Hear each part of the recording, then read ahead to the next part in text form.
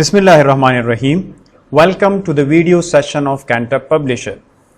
So students, you should have in your hands the textbook of geography, that is the Cambridge Scholar series of Geography 7. In addition to that, you should have in your hands the summer pack of grade 7, and along with that we have uploaded the resource packs of geography for the guidance of teachers, principals and parents. So in our today's lecture of the chapter number 2, that is denudation, our SLOs are define erosion and its causes, and the next SLO is to identify erosion in local areas. So firstly, we will be going to discuss what is basically erosion.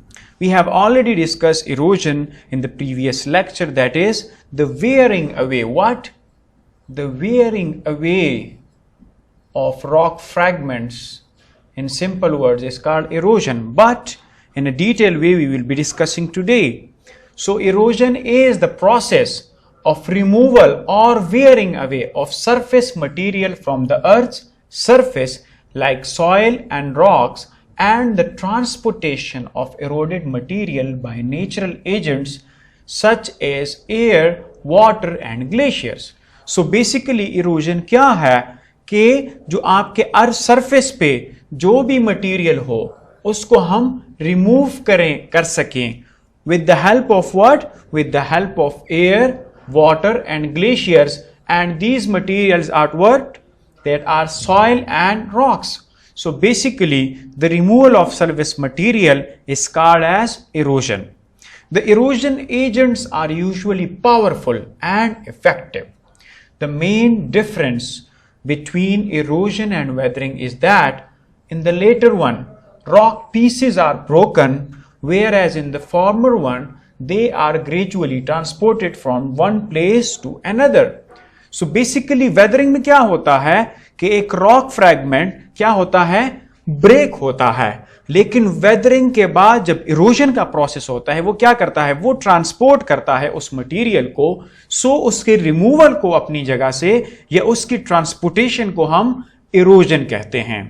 Thus in case of erosion, a transporting agent is the key. So basically जो transporting agency है वो हमारे पास water है, वो हमारे पास air है, वो हमारे पास ग्लेशियर है. सो बेसिकली ये थ्री जो है ये मेन एजेंट्स हैं कि आपके पास जो वेदर मटेरियल है उसको एक जगह से दूसरी जगह ले जाने के लिए जो इस्तेमाल होते हैं, और बेसिकली इसको हम इरोजन कहते हैं.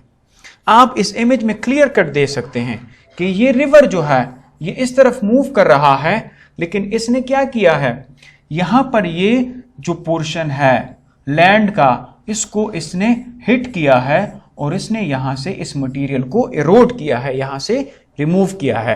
So basically erosion is the removal of the surface material of the earth. Now हम पढ़ेंगे कि विंड किस तरह इरोजन करता है. So basically wind is a powerful agent of the weathering. So the wind क्या करता है, erosion depends upon three factors.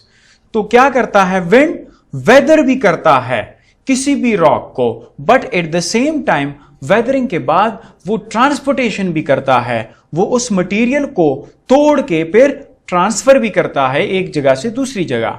सो जो पहला इसका फैक्टर है वो डिपेंड करता है टेक्सचर ऑफ द सरफेस, कि सरफेस का टेक्सचर कैसा है.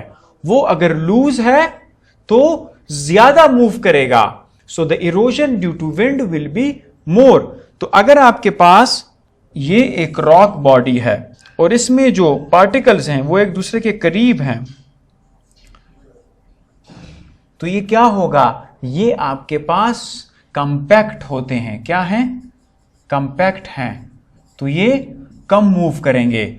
और अगर आपके पास रॉक पार्टिकल में मटेरियल लूज एक दूसरे से दूर दूर पड़े हैं तो क्या होगा, इसकी ट्रांसफर मोर होगी. So the first factor is कि आपके पास जो भी मटेरियल है वो लूज फॉर्म में है या कंपैक्ट फॉर्म में है. तो जब लूज फॉर्म में होगा तो ज्यादा ट्रांसफर होगा. The second is the speed and the deposit it carries. Second क्या है, जितनी ज्यादा विंड की स्पीड होगी उतनी ज्यादा इरोजन होगी। सो जितनी ज्यादा स्पीड होगी उतनी ज्यादा इरोजन की स्पीड, जब विंड की स्पीड ज्यादा होगी तो इरोजन भी ज्यादा होगी। स्पीड कम होगी विंड की तो इरोजन कम होगी। The third is the exposure of the surface. If it is an open area the erosion due to wind will be more. अब ये सरफेस के एक्सपोजर पे भी डिपेंड करता है। आप यहां पर ये विंड की जो इरोजन का इमेज मैंने लिया हुआ है इसको गौर से देखें। ये वाला जो पोर्शन है अंदर की तरफ, ये क्या है, इसकी एक्सपोजर कम है बनिस्बत ये वाला जो पोर्शन है इसकी एक्सपोजर क्या है, ज्यादा है। तो इस पे जो है विंड जो है वो एक्शन कम करेगा और इस पोर्शन पे विंड जो है वो ज्यादा एक्शन करेगा। तो जो जगह ज्यादा एक्सपोज होगी वो आसानी से यहां से ये कट होके रिमूव होके चला जाएगा, और ये अंदर वाला जो पोर्शन है इस पे चूंकि एक्सपोजर इसकी कम है, बाहर सरफेस पे कम नजर आ रहा है, तो इसकी इरोजन जो है वो कम होगी। The next one is water. दूसरी जो एजेंसी है जो इरोजन के प्रोसेस को फर्दर मूव करती है that is water. So moving water is the most powerful erosional agent of weathering.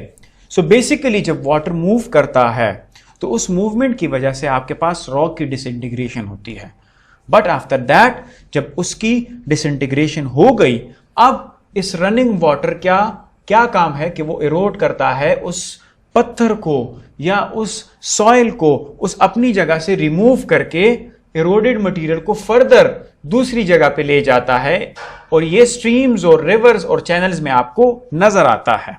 So the abrasive action of the transported rock can further erode the river bed and river banks. तो abrasive process किसे कहते हैं? abrasive action उसको कहते हैं, for example ये एक river channel है और ये आपके पास बीच में जो है ये रिवर का बेड है, और ये आपके पास रिवर के दोनों जो है ये आपके पास चैनल्स हैं। तो जब रिवर यहां से बहता है तो इन चैनल्स को भी इरोड करता है और इस बेड को भी ये साथ साथ इरोड करता है। सो इसकी एब्रेसिवनेस कहते हैं इसकी रगड़ को। तो जब पानी रगड़ता है इसके साइडों पे भी तो इससे ये रॉक फ्रैगमेंट, ये पत्थर जो है लेके जाता है और ये रिवर बेड को भी नीचे इरोड करके मुसलसल जो है उसके बेड को या इसके अपने चैनल को मुसलसल डीप करता जाता है। So when the river carries a huge load of small sand particles and rock fragments, they collide with the river banks and the river bed, causing erosion of river banks and the river bed. वही बात है कि इसकी रगड़ की वजह से जब ये पानी मूव करता है रिवर में, उसकी रगड़ की वजह से रिवर का जो बेड है वो भी मुसलसल डीप होता जाता है, जो उसका चैनल है वो भी मुसलसल डीप चला जाता है, और उसके जो बैंक्स हैं, जो इसके चैनल के बैंक्स हैं, वो भी मुसलसल इरोड होते जाते हैं, वो भी बढ़ता जाता है। So the process of breaking down of rocks due to erosion is also called abrasion. इस रगड़ को कि जब वो ब्रेक करता है रॉक को, उसको हम abrasion कहते हैं। Now the third agency is the glacier. So glacier जो है ये भी मुसलसल जो है ट्रांसपोर्टेशन करता है इसके रास्ते में जो भी सेडिमेंट आता है, जो भी रॉक फ्रैगमेंट आता है, जो भी सॉइल का फ्रैगमेंट आता है। So glaciers can transport eroded rocks which become embedded in the ice. These rocks then grind against the rocks beneath the glacier resulting in erosion. इसी तरह जिस तरह रिवर इरोड करता है, in the same way glacier भी इरोड करता है, लेकिन ग्लेशियर चूंकि हैवी होता है इसके अलोंग आपके पास ये जो इमेज आप देख रहे हैं, ये पाथवे जो बनाया है बीच में, ये क्या हुआ है, यहां पर जो है ग्लेशियर ने मूव किया है और आपको यहां पर सेडिमेंट्स नहीं नजर आ रहे हैं, हालांकि साइडों पे आपको यहां पर ये माउंट्स नजर आ रहे हैं, बिकॉज यहां से ग्लेशियर ने मूव किया है और उस ग्लेशियर ने अपने रास्ते में जितने भी पत्थर आ रहे थे उसको यहां से रिमूव किया है। So basically this is the erosion of glacier. Now we have to discuss the erosion in the local areas, but before that there is an example in the image. This is the common erosion by water. आप देख रहे हैं कि water यहां से बह रहा था तो इसने यहां पर इरोजन की है, ये आपको वैली नजर आ रही है जिसने इरोड की है। इन द सेम वे यहां पर भी ये वाटर नजर आ रहा है, ये इरोजन प्रोसेस में मुसलसल लगा हुआ है। The next one is the Princess of Hope in Hingal National Park, Makran Balochistan. यहाँ पर ये आपको ऐसा नजर आ रहा है कि एक स्टेचू बना हुआ है, बट बेसिकली यहाँ पर इर्द गिर्द के जो रॉक थे, यहाँ पर भी पूरे रॉक थे, ये क्या हुए, विंड की वजह से इरोड हो चुके हैं और आपके पास बीच में जो है एक स्टेचू नजर आ रहा है जो बेसिकली एक स्टेचू नहीं है लेकिन एक पत्थर का टुकड़ा है जो बीच में रह गया है और साइड वाइज इरोड हो चुकी हैं।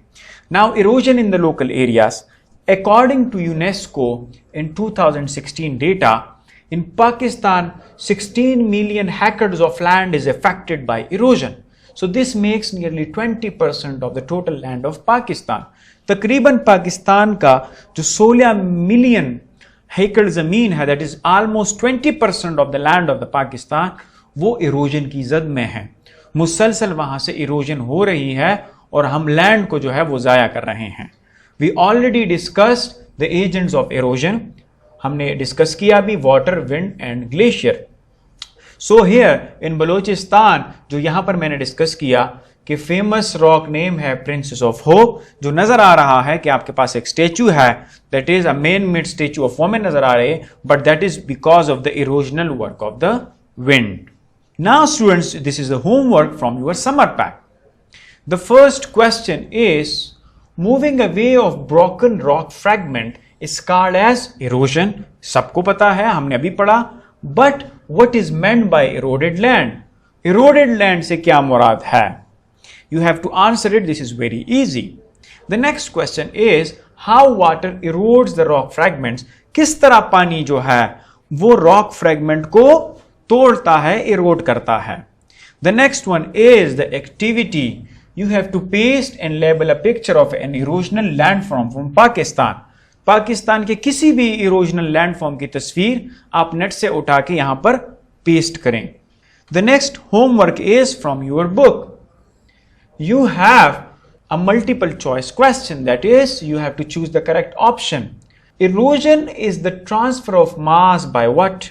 By gravity, by mud flow, by wind, water, etc. or the landslide. This is very easy. किस तरह ये इरोजन का प्रोसेस होता है, किसके ट्रांसफर, कौन से वो एजेंट है, यहां पर मेंशन करें। The next one is the brief answers of the following question. The first question is, when is erosion occurs? कब इरोजन होती है? This is very easy. We have discussed it in the previous lecture and also in today's lecture. The next question is, how chemical weathering different from erosion? We have already discussed the chemical weathering in the previous lecture. यहां पर हमने erosion discuss किया, कैसे ये दोनों difference हैं एक दूसरे से। And the next one is, what is Princess of Hope? We have already discussed कि Princess of Hope हमारे पास क्या है, कैसे बना है। Thank you so much for today's class. See you in the next class. Allah Hafiz.